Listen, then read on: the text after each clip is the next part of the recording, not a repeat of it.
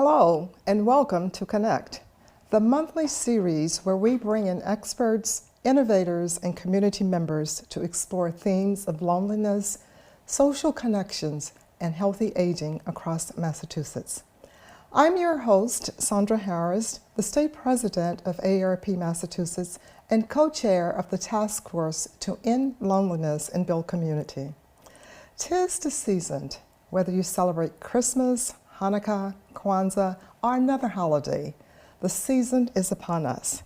It is a time for cherishing family and friends, a time when social gatherings play a major role in most holiday and winter festivities. Nevertheless, it's also possible to experience loneliness or unpleasant emotions during this, the most wonderful time of the year. These feelings will not go away just because the calendar says it's time to celebrate. Returning to Connect, and here to help us make sense of our feelings and what we can do about them is Dr. Zan Barry. Dr. Barry is a clinical psychologist who specializes in the effect of stress on our health and wellness. Dr. Barry, fondly known as Zan, is a therapist who works with top-tier organizations to support the well-being of their communities. Welcome back, Zan. Thank you, Sandra. Good. During this time of the year, Zan, many of us experience the holiday winter blues. What does that mean? What are the holiday winter blues? Are they the same as seasonal depression? And if so, what's the difference? Well, there are people who get sad around holiday time, and that could be for reasons like missing someone who's gone or feeling, it often has to do with a feeling of should. I should have more people to connect to and I don't, or I should have a busy social calendar and I don't, or I should feel happier around the holidays. The word should comes up a lot around holiday feelings of sadness or withdrawal. And I would say then there's the winter blues, which many human beings get. I mean, there is something about the shorter days of the winter, the lack of sunlight, sometimes people feel impeded from going outside because of the weather, and here in New England, the cold. And that is something I would say is subclinical. In other words, it's not a full diagnosis, but it's something that people have to have a self-care plan or a cope-ahead plan to deal with those feelings of winter blues. And then beyond that, if there's a more severe version of it, it would be a depression with a seasonal pattern. So what we typically or commonly is called seasonal affective disorder or seasonal depression is usually in the diagnostic books called depression with a seasonal pattern. And some people actually get it in the summer. They get more depressed in the summer and it clears up in the fall and winter. But most seasonal pattern depression happens in the winter for most human beings, again, because of the way we're wired. And that is diagnosed if someone's had that for at least two seasons in a row, and then it gets better when the season changes. So once you've had it 2 years in a row, and then you notice it gets better in the springtime, let's say, that could be leading toward a diagnosis of the seasonal depression with a seasonal pattern. Okay. So what are some of the symptoms of holiday winter blues? Are they the same as feelings of loneliness, or is it something different? So the symptoms of holiday or seasonal blues, we could call that kind of a catch-all phrase that people often refer to around this time, where they feel something about their life feels unsatisfactory. I don't have enough plans, or I don't have enough friends, or I don't feel happy enough the way, I'm not matching the mood of the Hallmark Channel and the, lights in the windows and that kind of thing. And so those symptoms might be, I'm just feeling more withdrawn. I'm feeling it's harder to get out of bed in the morning, or it's harder even to feel some energy during the day, even if I've gotten plenty of sleep. It's hard to say yes to things, even if I sort of want to go. If you do get an invitation, sometimes people get into such a pattern of withdrawal that it's hard to even say yes to, an invitation they might get. And then if we go to the more extreme version of that, or the sort of more deep version of that as seasonal depression, we would say that comes along with a package of symptoms, often intense food cravings. Actually, this is a big one, intense carbohydrate cravings, which is different from typical depression, where people may lose their appetite a bit in typical depression, but in seasonal depression, often there's a strong carbohydrate craving in the wintertime.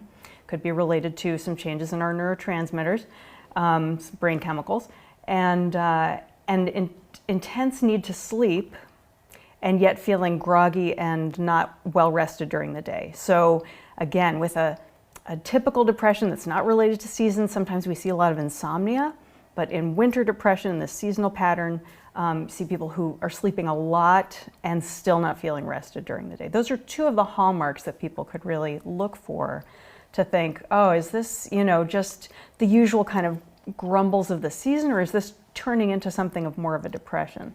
Okay, so how is seasonal depression diagnosed? And if you are prone to seasonal depression, is there something that you can do ahead of time that might help relieve some of those symptoms? This is a great question. The best way to get some more diagnostic information is to go see a primary care provider. Even these days we can have telehealth visits where someone could make a telehealth video appointment with their primary care provider and describe a little bit the symptoms that they've been noticing, and especially if you've been noticing, for example, sleeping much more than usual, having these intense carbohydrate cravings, feeling a loss of pleasure, even in activities that you used to love, or loss of interest in things that used to really engage you. All of those things that kind of dampen down pleasure and enjoyment, those are good things to go and talk to your primary care provider about. And as I said, this could be even a telehealth visit just to air out some of the symptoms. And it's a really good idea to make a cope ahead plan for the winter for all of us. I mean, whether we have a tendency towards seasonal mood issues or not. There are some people who notice even in August that the days are becoming shorter. There are people who are sensitive enough to the light and the change in season that in August and September they're starting to notice the days shortening. And so that is a great time, or even now, before we head into January, February, it's a great time to be making the cope ahead plan. So people reporting seasonal depression report that January and February are the hardest months. Aside from the holiday season, the January and February just feel like they last forever and go on a really, really long time. So the best way to make a cope ahead plan are to think about putting things in the calendar to look forward to. No matter how small, just have some, fixed things in the calendar that you have to look forward to, so the winter doesn't just stretch into this one endless kind of, something to get through with our clenched fists, and clenched knuckles. Things to look forward to. There's a great deal of research around helping people with therapy in the winter, so cognitive behavioral therapy, which can be done also by telehealth with a video chat, a video appointment. But cognitive behavioral therapy has been effective. Even after the therapy ends, the following 2 winters, people will have good effects from having done the therapy. So cognitive behavioral therapy does not have to go on and on forever and ever. It could be, trying it and seeing if it works, and then it can have sometimes a durable effect even after the treatment is over. So people could look for a cognitive behavioral therapist. Some people are helped by antidepressants. There's research on the effectiveness of antidepressants for winter depression. And light. Light is incredibly important. And as we all know in New England, the day is fleeting and we have to get our light while we can. So the research around taking a 1-hour walk, if possible, around noontime is strong and solid, and that light goes into your eyes. Again, checking with your physician to make sure it's safe for your eyes to get some overhead daylight. But as it's safe to do so, overhead daylight in the first half of the day, sometime before, let's say 1 p.m., and that noontime walk can be a great way to get outside, get the overhead light directly above from the sun, into the retinas. It has to go into the eyes. These are some of the best practices around helping improve our mood. So we can already begin to make a plan. How could I get outside? Or if I can't get outside, how could I sit near a nice, bright, sunny window in a brightly, very bright room?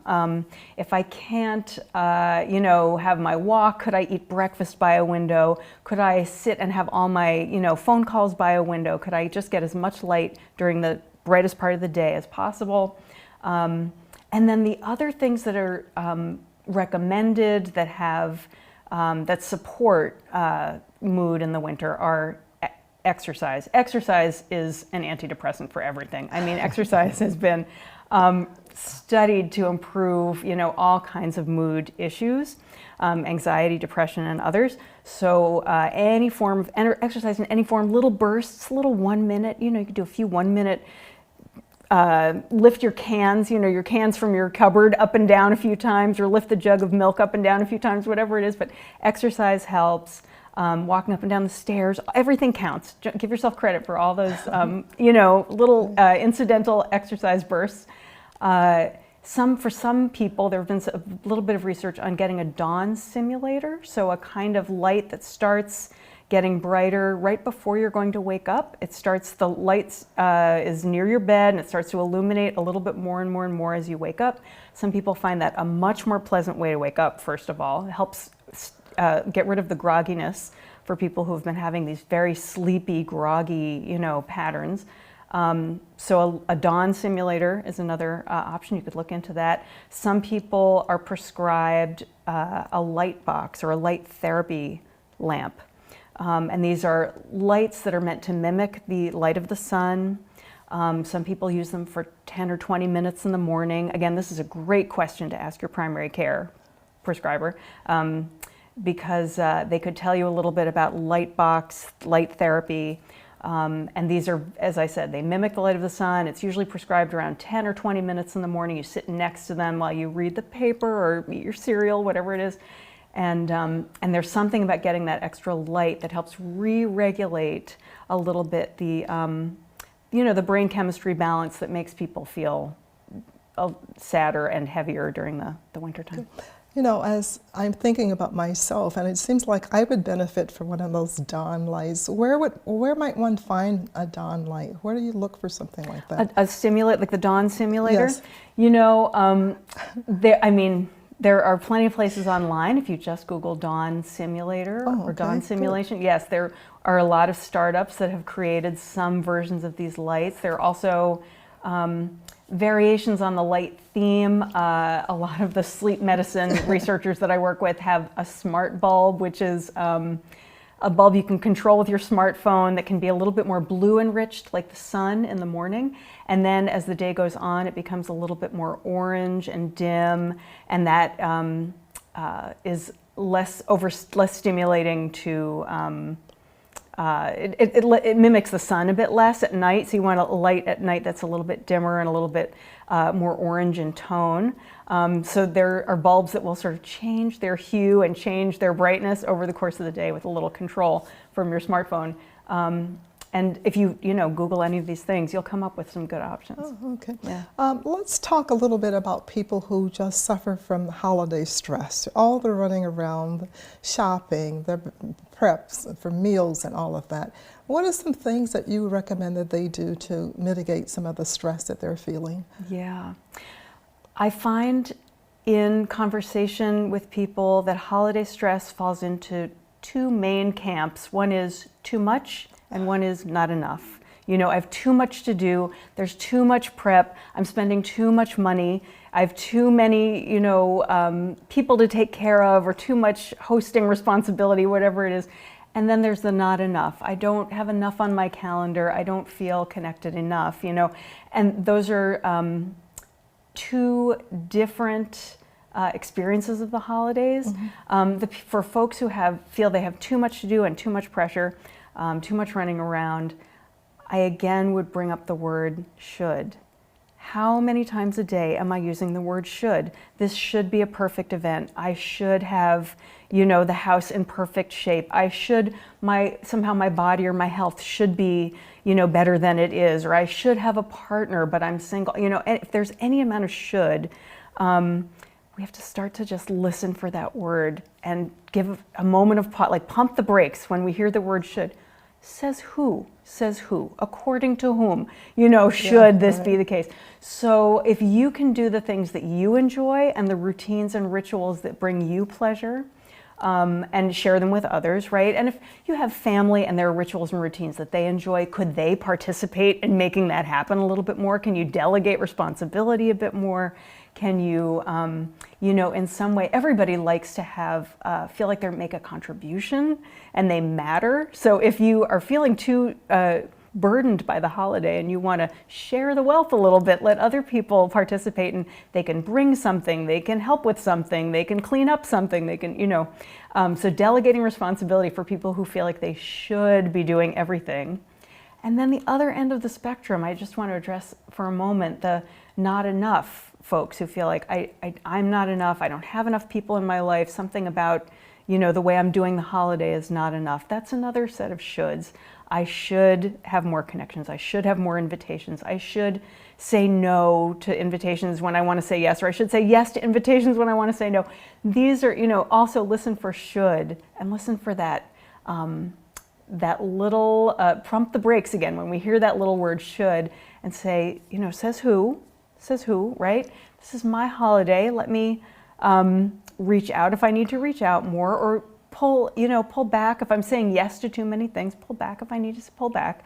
But I think the word should be on all of our minds as a little just time to pump the brakes. Okay, but at the same time, we do know that there's still people who are living in loneliness, people who are not feeling connected, people with whom who do not have friends and families for which to gather. What are some things that you suggest that they do to help them feel better around this time of the year? Yeah.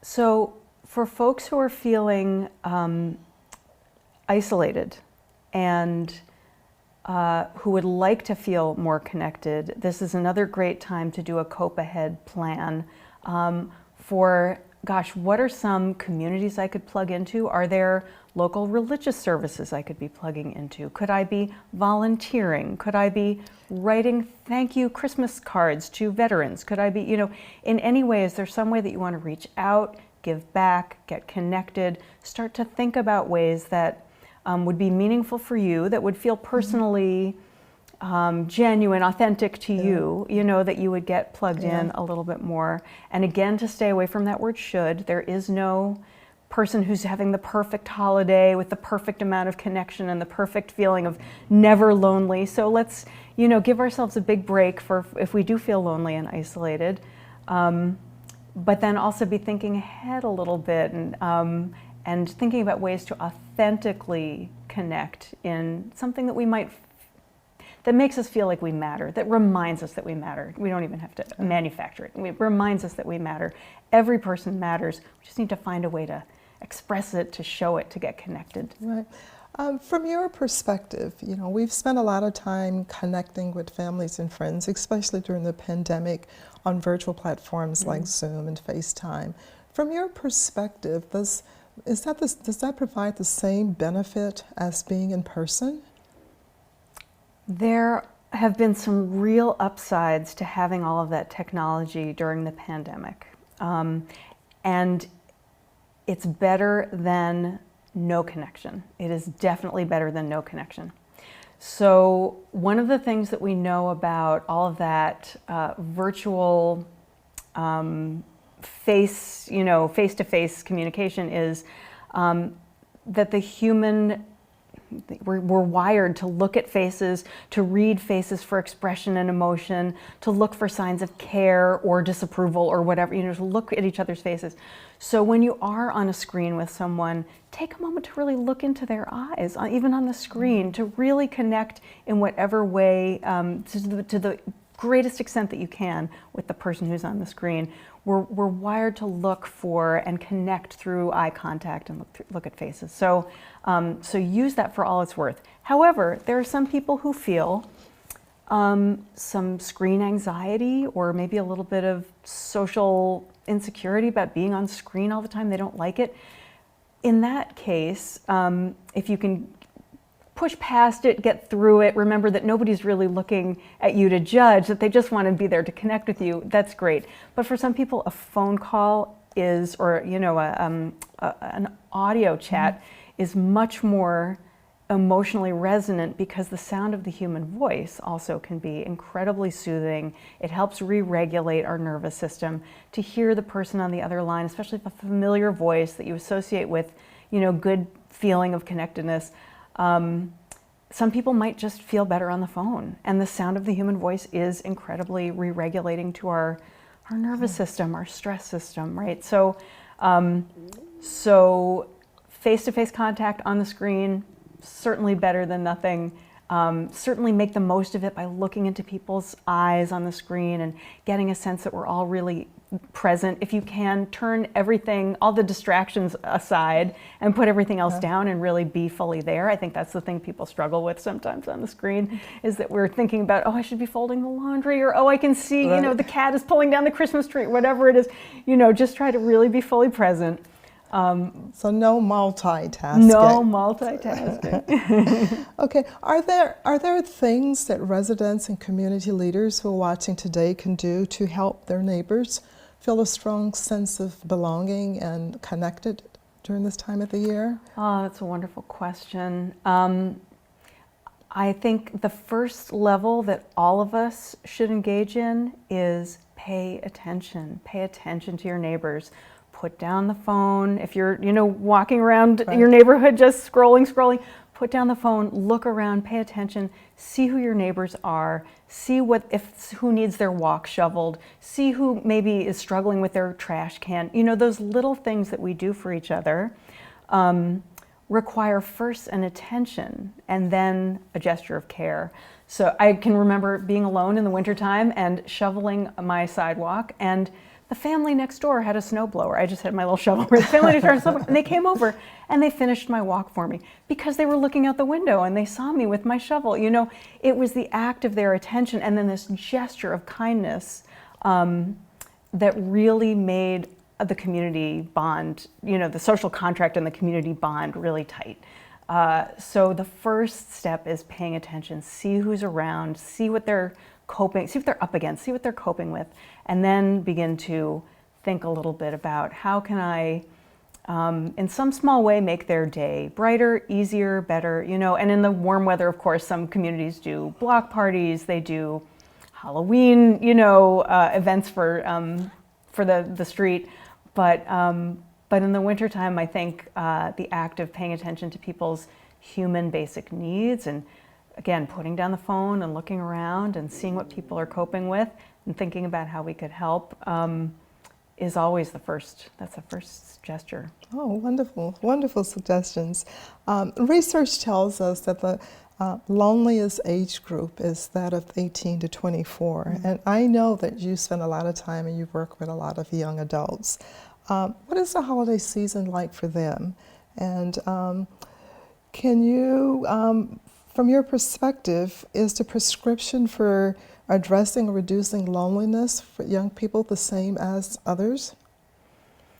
Well, in some senses, all loneliness, yes, can be, it's something we all share as humans. And so addressing it is something that we can all share in a sort of there's a common theme there. On the other hand, no person is the same as any other person. So each person's needs are unique, and all young people are unique within themselves. So some may have a very connected social calendar for the winter, and some may feel that their social calendar is quite empty. And so those are they're having two different experiences of the season. But loneliness can often be amped up by spending a lot of time online passively. So it's not just spending time on social media, it's spending time on social media passively looking at the best photograph of someone else's life, the best image from someone else's vacation, the best moment of someone else's, you know, winter holiday. So it's passive use of social media is correlated with a lot of young adult loneliness. And it starts to lead to this feeling of, I'm not sure why I matter. And that's something that I think we all share. as an aspect of loneliness is, what is it I feel like I matter? What part of the human experience can I contribute something to so that I remember that I matter? And so young adults have so much to offer in terms of what they can contribute, but they often forget how much they matter. They forget that they can be tutoring people in these tech skills that they're so good at. They forget that they can be, looking after little younger siblings, or they can be contributing to the growth and development of younger kids in their community. And there's so many, and taking care of, pets and animals. There's so many things that young people can do to remember and reconnect with why they matter. Is there one special activity that you can think of that has promise for bringing generations together? I have to say the word that comes to mind is I matter, and that if families or intergenerational communities get together around something that transcends them, something that's bigger than they are, like a charitable works or spiritual activity, or something that they feel they can all contribute, something that shows them they matter, that they have an effect, a positive effect on the world, that intergenerational bond over doing something that matters for others. And again, this can be something like writing Christmas cards to veterans, or writing thank yous to, different community members. This could be just something that's shared and that's transcendent. Zan, before leaving, what is the one thing you would like to leave with someone watching today who recognizes loneliness and sadness in their lives, especially as it creeps in this time of the year? Yes. I think if you can find perspective that tells you don't give in to that defeated feeling, if you can find some perspective, think of the most optimistic person whom you really respect. What would they help you to do right now? What advice would they have? How would they handle your situation? Find just a shift in perspective that puts you in touch with a wise and forward-thinking voice in yourself that keeps you going this time of year. And there is something called the friendship line. If you want to call, and you can Google this, the friendship line from the Institute of Aging in the US. If you want to call and talk with someone, even daily, there is someone on the other end of the phone on the friendship line if you just need to connect. Thank you, Zan. Such wonderful information. And thanks to you, our audience. We hope you have heard something today that inspires you and helps to relieve holiday stress and feelings of loneliness in your life. If you happen to be planning gatherings around the holidays, consider inviting someone living alone.